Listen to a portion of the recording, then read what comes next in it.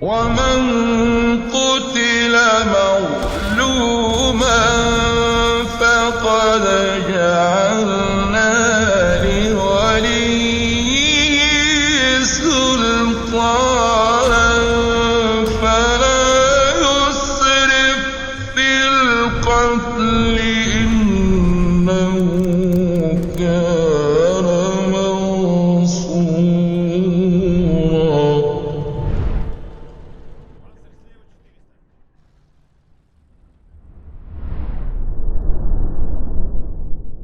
إن الحمد لله نحمده ونستعينه ونستغفره ونعوذ بالله من شرور أنفسنا وسيئات أعمالنا من يهده الله فلا مضل له ومن يضلل فلا هادي له أشهد أن لا إله إلا الله وحده لا شريك له وأشهد أن محمدا عبده ورسوله لا نبي بعده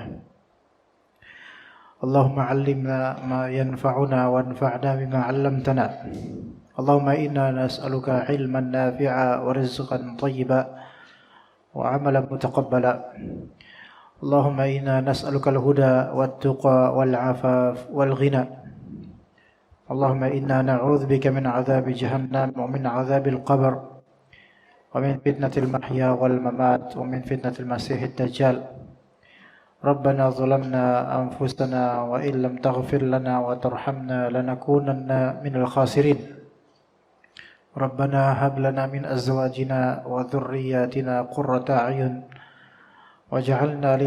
وجعلنا للمتقين إماما اللهم آت نفوسنا تقواها وزكها أنت خير من زكاها أنت وليها ومولاها اللهم إنا نعوذ بك من علم لا ينفع ومن قلب لا يخشع ومن نفس لا تشبع ومن دعاء لا يسمع ربنا لا تزغ قلوبنا بعد إذ هديتنا وهب لنا من لدنك رحمة إنك أنت الوهاب فيا مقلب القلوب ثبت قلوبنا على دينك ويا مصرف القلوب صرف قلوبنا في طاعتك ربنا آتنا في الدنيا حسنة وفي الآخرة حسنة وقنا عذاب النار.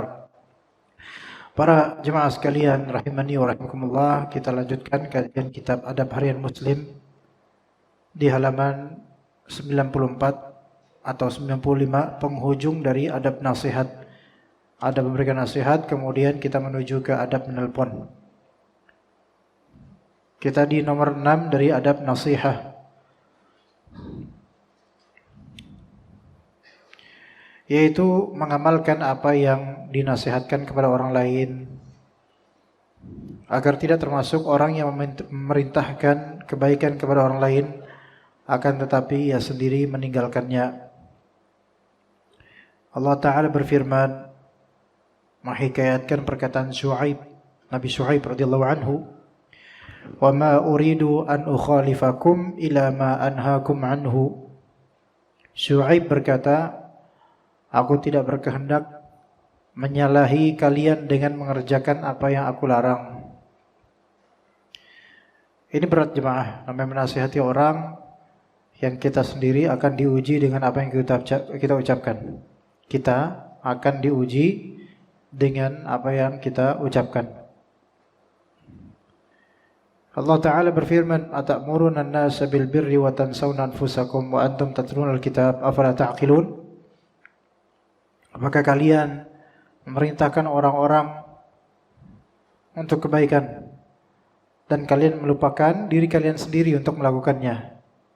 Sedangkan kalian membaca Alkitab, apa kalian tidak berfikir? Juga di ayat lain kata Allah Azza wa Jalla, "Ya ayyuhalladzina amanu lima taquluna ma la taf'alun."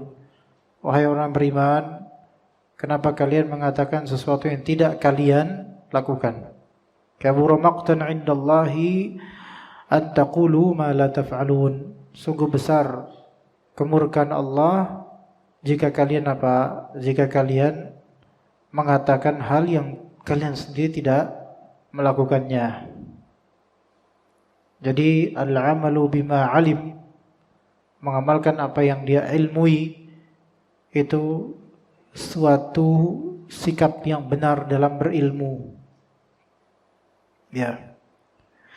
Taib. Jadi kalau kita menasihati, usahakan diri kita juga mengamalkannya. Ya. Namun ada kondisi ketika kita harus menasihati orang, padahal diri kita juga bersalah dalam hal itu. Maka Imam Nawawi mengatakan tetap disyariatkan untuk menasihati orang tersebut walaupun kita pelanggar. Tetap kita nasihati dengan sambil niatan bertaubat dari hal itu, supaya terhindar dari dari ancaman ayat-ayat tadi. Ya, supaya terhindar dari murka Allah.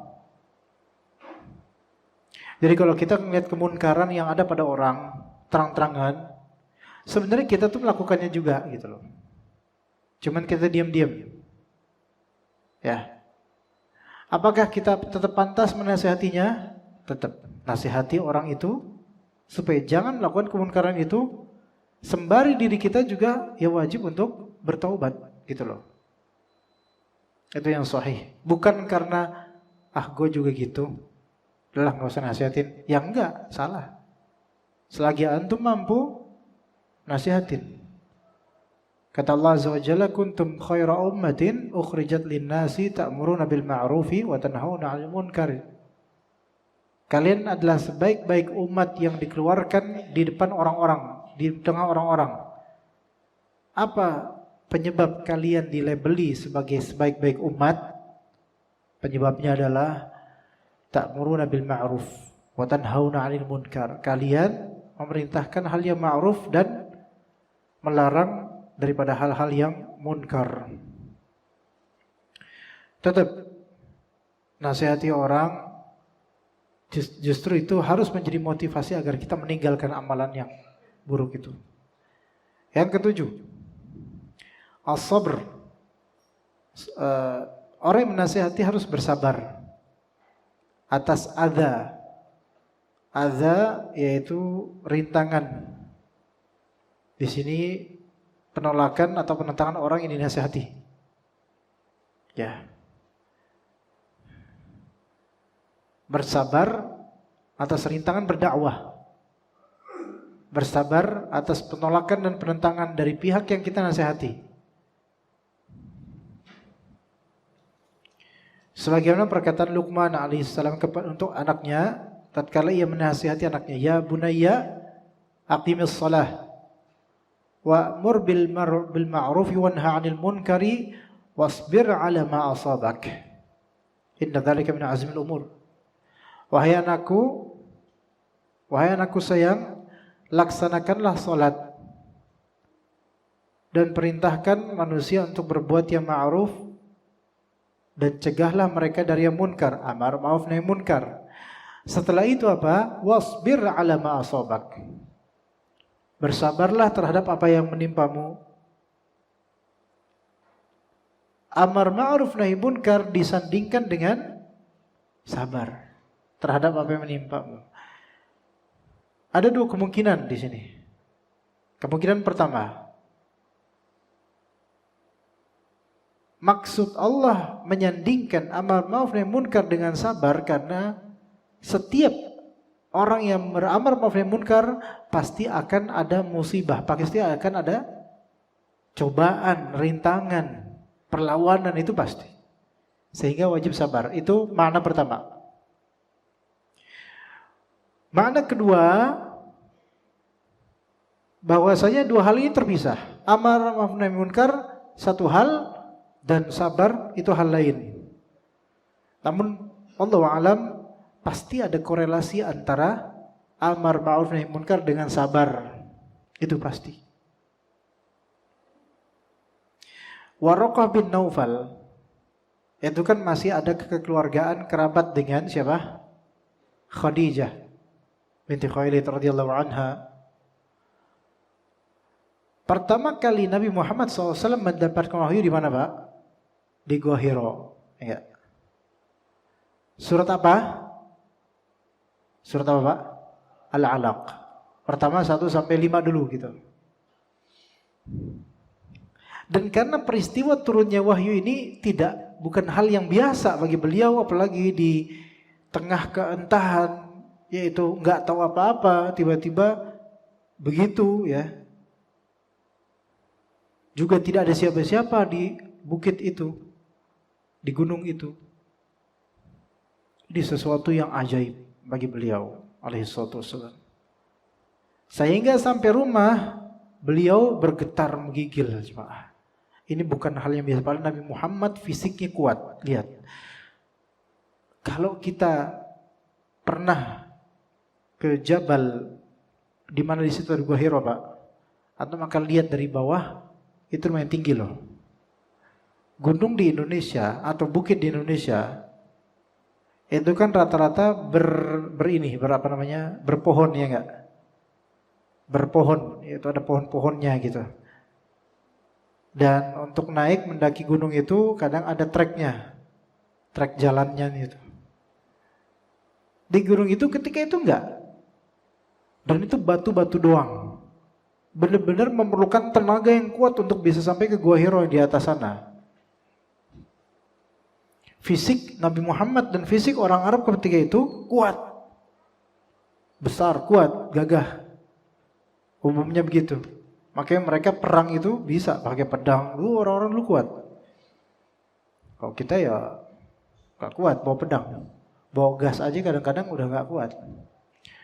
Nah, sekuat-kuatnya fisik Nabi Muhammad ketika dihadapkan dengan peristiwa yang tidak lazim di kehidupannya, maka beliau kena shock, kaget. Sampai pulang ke rumah dalam keadaan menggigil. Bayangkan bagaimana bisa dari gunung itu pulang ke rumah namun tidak kecelakaan di tengah jalan, Pak. Kalau antum lihat gunungnya itu batu-batu, Pak. Itu jatuh keselengkat satu aja itu, itu bisa mati orang. Mengerikan gitu, maksudnya keras kan. Bukan pohon. Kalau pohon jatuh mungkin masih nyangkut. Kalau ini enggak, tok gitu. Bunyi mungkin kalau gitu. Tapi ketika sampai rumah baru menggigil. Ada faedah kemanusiaan di sini. Ada faedah kemanusiaan, Pak. Ada, Pak. Gimana coba? Misalnya, anak dari sejak di Pulau Gebang udah pengen menunaikan hajat BAB. Cuman gak enak di sini. Paling enak BAB itu di rumah. Bisa nggak Anda naik motor sampai Jatimurni misalnya, Bekasi, Jatimurni, sekian belas atau mungkin nggak tahu berapa kilometer itu. Berapa kilometer putar dari sini sana? 20-an nyampe nggak kira-kira? 20-an nyampe naik motor, menunaikan hajat di rumah. Mungkin nggak, Pak? Mungkin. Antum di kantor gigil, udah nggak enak nih. Tapi nggak mau antum gigil di kantor, nggak mau di jalan juga, tetap harus pulang. Pas di rumah, udah sampai rumah, baru gemetar. Gitulah manusia, coba. Ya, manusia ketika udah sampai di tempat di mana dia itu nyaman untuk melepas kesusahannya, disitulah dia mulai gejalanya mulai ada. Iya. Ketika kita mau muntah, belum ada plastik, masih bisa tahan. Pas udah ada plastik, langsung keluar semua. Begitu manusia. Bisa-bisa aja tuh. Berapa jam coba untuk turun dari gunung itu, berusaha, dan kok nggak di jalan aja getaran gitu. Karena kan malam-malam dingin loh itu. Tapi pas di rumah baru gemeter. Manusia itu kadang-kadang baru betul-betul keluar shocknya, keluar isi hatinya ketika di tengah kehangatan keluarga. Baru dia bisa mencurahkan isinya yang selama ini pendam. Begitu. Tapi kenapa sampai kisah itu coba? Dari mana kok kita bisa ke sana ya? Oh iya, Waraqah bin Naufal, afwan. Waraqah bin Naufal. Waraqah bin Naufal berkata kepada Nabi Muhammad SAW, ketika engkau nanti berdakwah, ya maknanya ketika engkau berdakwah, apa yang menjadi risalah untuk engkau dakwakan, seandainya pas engkau dakwah nanti aku masih mampu, masih muda, aku akan menyokong dakwahmu sekuat yang aku bisa. Ya. Maka kata Nabi SAW, awa mukhrijiyahum, apakah mereka itu akan mengusir saya wahai Waraqah? Kalau saya nanti mendakwakan ini, kata Waraqah apa? Tidaklah ada nabi sebelummu yang mendakwah seperti itu, melainkan pasti diusir dari kampungnya. Yang ngusir tuh orang mana? Orang yang kenal, orang yang dekat. Itu ujian di situ. Kadang ujian dari orang jauh kita bisa tahan. Ujian dari orang dekat sulit kita tahan. Ya. Oke, jadi pendakwah atau orang yang berdakwah baik dalam skala keluarga, apalagi masyarakat, semakin tinggi semakin Allah uji. Pasti. Itu keniscayaan keduniaan, kehidupan dunia. Ya. Makanya disandingkan di sini amar ma'ruf nahi munkar dengan sabar. Maka kalau kita berdakwah kepada keluarga, kepada anak istri, ya sabar itu harus benar-benar ditunaikan.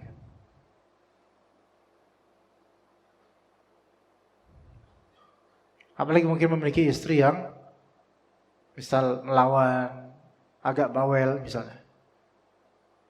Ya, yang mana kalau sabar, insya Allah pahalanya besar. Ya, baik. Kita lanjut ke adab berikutnya. Adab al-hatif, adab telepon. Ini alhamdulillah hanya 8. Kita khatamkan mudah-mudahan pada maghrib ini insyaallah. Maksudnya khatamkan adab bab ini ya, bukan khatam kitab masih sekian bulan ya. Tenang aja. Bentar lagi habis nih. Baik, kalau habis nanti sediakan ketimpringan Pak Idrus. Gendang, ketimpringan, beduk. Ya kalau udah khatam, kita khataman selawatan. Khataman nasi kebulian gitu, Masya Allah. Adabul hatif, adab menelepon. Yang pertama, meyakinkan kembali bahwa nomor yang akan dihubungi adalah benar, supaya tidak salah sambung dan mengganggu orang lain. Ya, walaupun salah sambung wajar ya, manusia salah sambung kadang gitu ya. Kayak tadi juga siang ada yang tiba-tiba telepon Ummahat kena. Ustadz, ini dengan Ustadz Hasan ya? Oh iya. Ini maaf nih Ustadz, anak saya izin terlambat. Insya Allah nih saya lagi ke sana. Izin terlambat. Oh, ada apa Bu ya? Ya ini izin terlambat. Insya Allah nanti kita ketemu di ini. Anak saya soalnya lagi ada urusan. Insya Allah nanti kami akan datang ke sekolah. Bingung mana?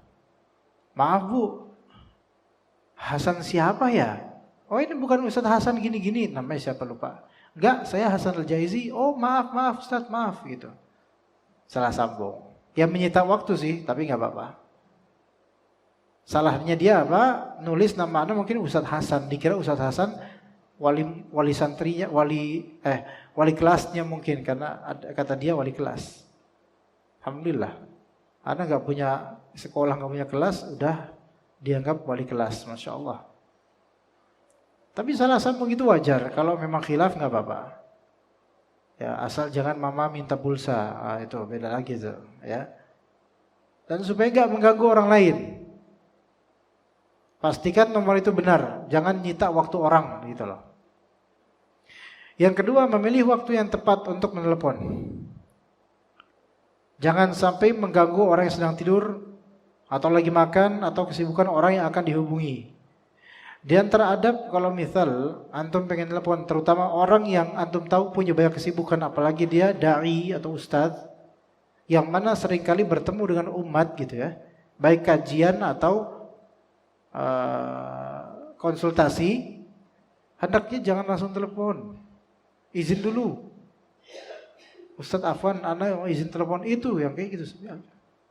Jangan ujung-ujung tiba-tiba nelpon. Apalagi ada yang tiba-tiba video call. Ini kurang beradab sebenarnya. Tiba-tiba video call gitu loh. Pas buka, loh kok ngaca? Waduh, video call. Alhamdulillah nggak di ini. Ya, kalau first video call lagi kajian mungkin bisa kita pamer, maaf lagi kajian gitu kan. Ini jangan sembarangan gitu loh. Waktu itu di hari Sabtu duha sekitar 4 atau 5 tahun lalu. Ketika itu ada di sebuah pesantren sunnah, pesantren besar di Jakarta ini, Masya Allah. Ini bukan salah pesantrennya, tapi ada guru di situ, ustadznya, walaupun bukan ustadz, benar ustadz, tapi guru karena guru pesantren dipanggil ustadz gitu loh, oleh murid-murid. Gurunya ini suka kesurupan, sering kemasukan jin, sampai ustadz situ aja itu nggak bisa ngehandle. Akhirnya minta tolong sama ana. Pertama ana baca aja dah di telepon, ana bacain, malah mempan, padahal lewat telepon gitu loh. Ya udah, ke kediaman kami di Cilangkap, kita ruqyah, ya. Udah selesai, tapi memang jinnya masih susah memang. So ketika dia telepon sembarangan, ana lagi isi kajian di Rawa Bambu, Pasar Minggu. Ya. Tiba-tiba teleponnya pakai apa coba? Video call. Video call, ya aduh kok video call. Ini anak buat supaya dia ngeliat jemaah. Dah. Anak buka, accept, anak giniin. Terus, aduh Afwan Ustaz, pas sampai kayak gini ternyata dia lagi telanjang dada. Lah anak bingung tuh. Jadi pas kayak gini tuh kelihatan dia lagi nggak pakai baju, telanjang dada, nggak tahu lagi kesurupan apa gimana, nggak tahu tuh. Kayaknya lagi kesurupan kayaknya. Kayaknya mana coba masa cowok ustadz lagi, terus abis itu nelpon ustadz dalam keadaan telanjang dada dan dia punya istri, kayak gimana sih? Iya kan? Dan anak nggak tahu kok dia lagi gitu. Anak baru tahu pas kita dia, waduh, lagi telanjang dada. Jadi selama ini kelihatan, pas kayak gitu langsung Ustadz Afwan, Ustadz. Kayaknya pas kayak gini dia masih kesurupan. Pas tahu dipertontonkan, setannya langsung hilang. Ya, lalu Afwan Ustadz, Anda langsung matiin supaya dia tahu. Cukup dia tahu aja kalau Anda lagi kajian. Jangan kayak gitu. Tiba-tiba video call kita lagi kajian gitu.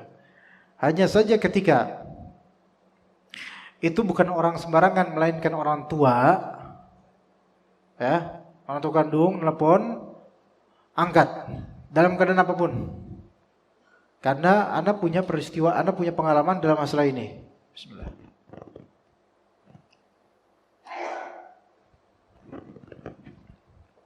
Kalau orang tua ini nggak bisa disamain deh sama yang lainnya. Hatta istri, untuk masalah birrul walidain, mengangkat teleponnya, cepat-cepat angkat telepon. Bagaimanapun, kecuali pas lagi sholat fardu. Ya. Anda pernah di gedung di daerah Muhkafi, Ciganjur. Itu di gedung ketika itu Niaga TV dan Robani TV. Kalau bapak-bapak tahu di satelit TV dakwah itu kan ada di antaranya Niaga TV jemaah. Ketika itu Niaga TV lagi booming. Sekitar 2017, 2016 itu Niaga TV itu isi fikih muamalah rata-rata. Itu Irwandi sering di situ. Sering rekaman di situ. Ketika itu. Ya, Anda nggak tahu kalau sekarang gimana. Ketika itu Anda lagi live di sore hari. Jam 4-an gitu, Anda live. Di gedung itu, di lantai 3. Ya. Ada operatornya, Anda isi kajian live. Disiarkan. Lagi live kayak gitu, tiba-tiba nomor ayah Anda, ini pasti ibu Anda nih yang telepon. Memang pasti ibu Anda telepon atau ayah Anda pasti ada sesuatu, ada hajat atau kangen atau apa.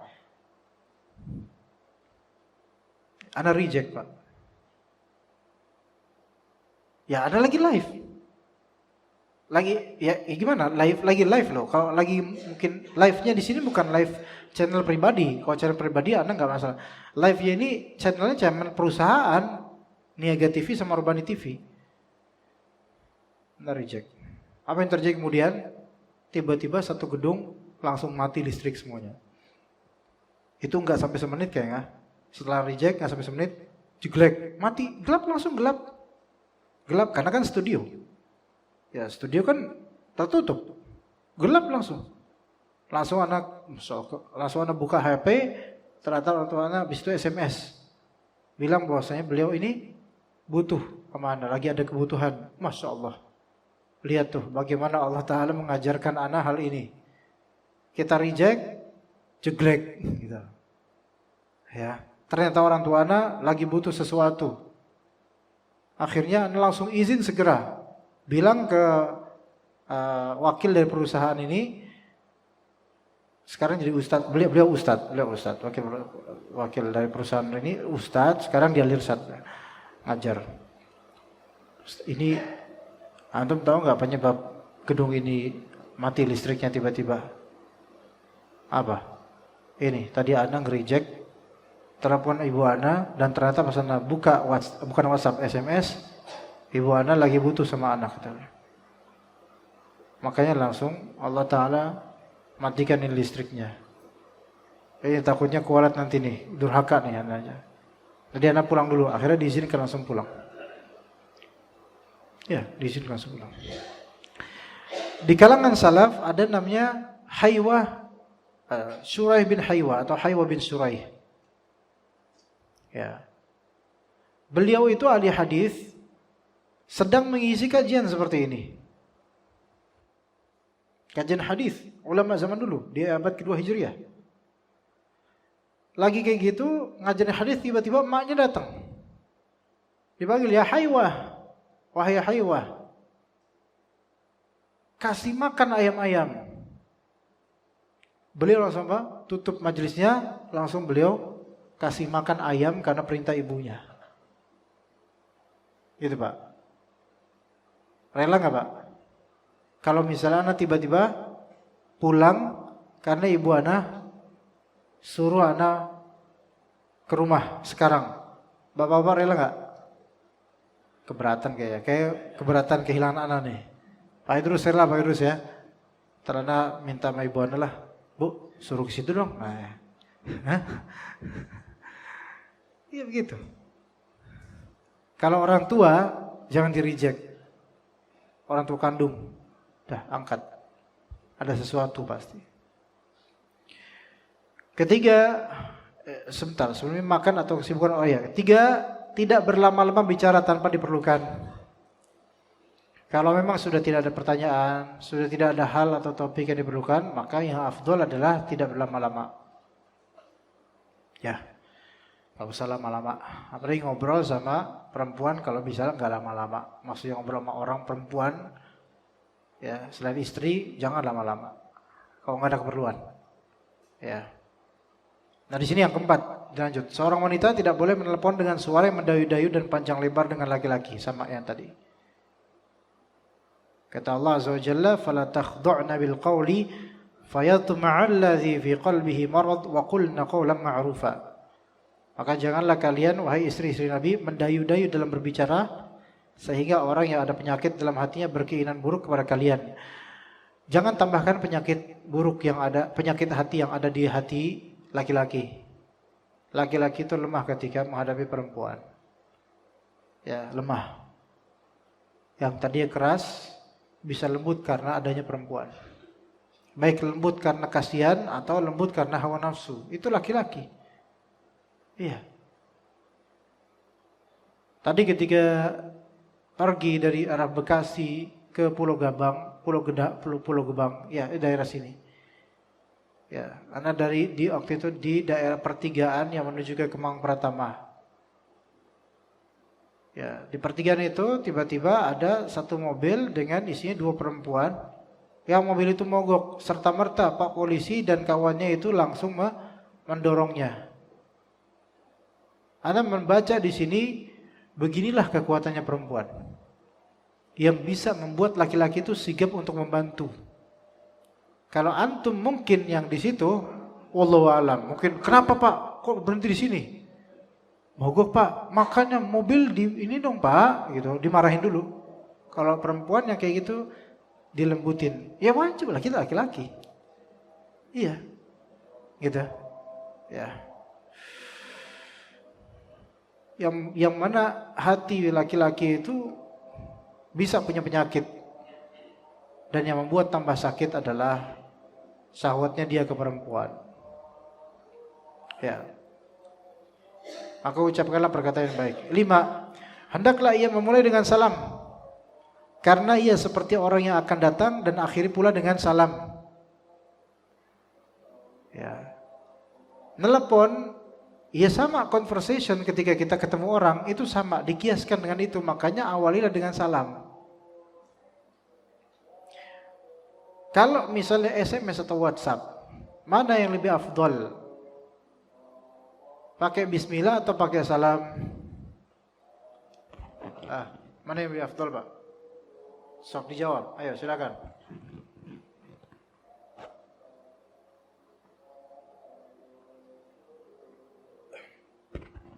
Kalau SMS atau WhatsApp, mana yang lebih afdol? Salam atau bismillah doang? Karena kalau bismillah itu kayak risalahnya Nabi Muhammad, bismillahirrahmanirrahim misalnya. Mana? Salam? Bismillah doang? Bismillah doang? Salam? Dirinci, Pak. Kalau cuma pengumuman tanpa harus direspon, bismillah sudah cukup. Seperti risalah. Bismillah, kami ketua RT Fulan menegaskan dan mengumumkan bahwasanya besok ada acara kerja bakti RT. Ini cukup dengan bismillah. Karena ini pengumuman sifatnya.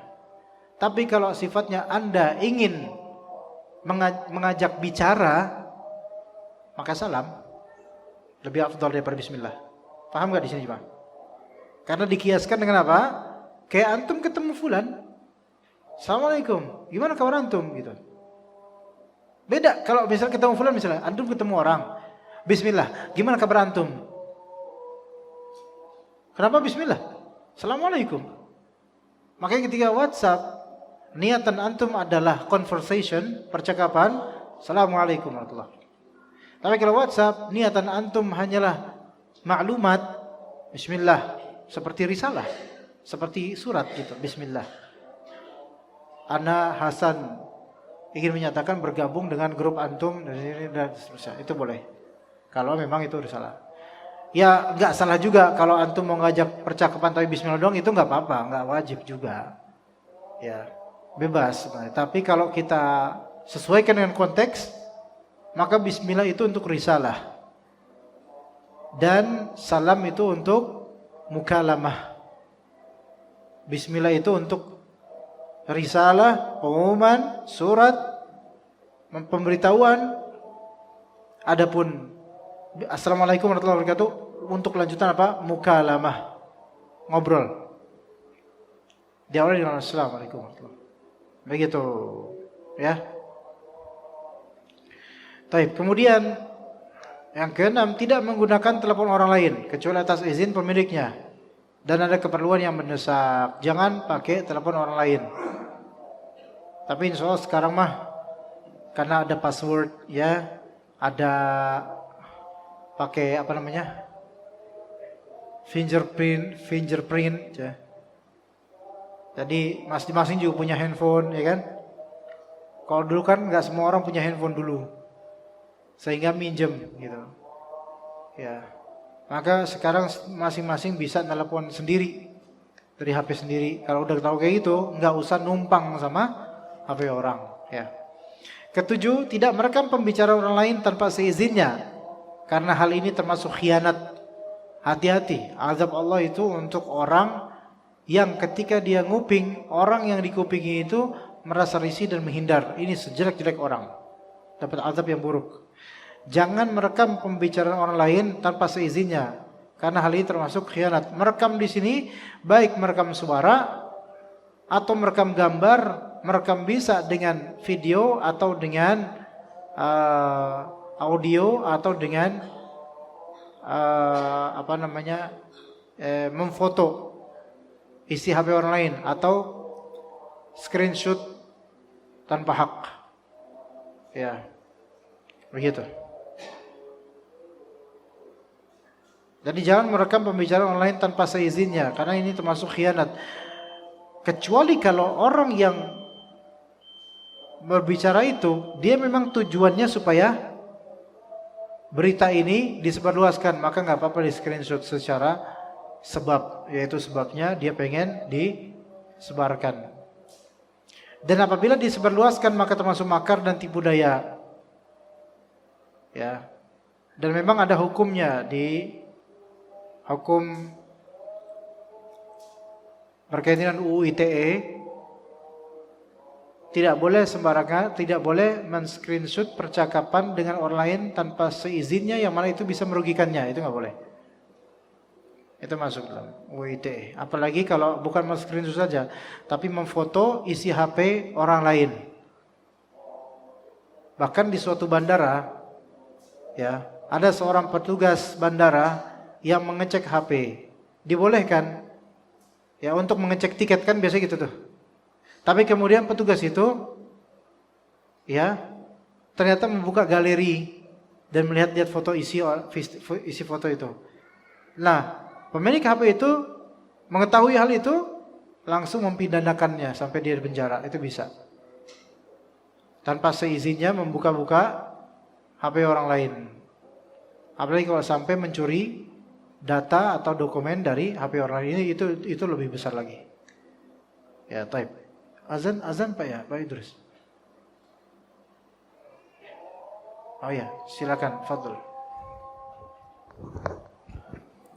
Taib, di sini ada nomor 8 dari terakhir, dikatakan oleh penulis tidak menggunakan telepon untuk hal-hal yang bertentangan dengan syariat dan ini hukumnya haram. Ya, yaitu untuk misal transaksi ribawi atau membantu orang dalam melakukan hal yang munkar atau meneror orang lain,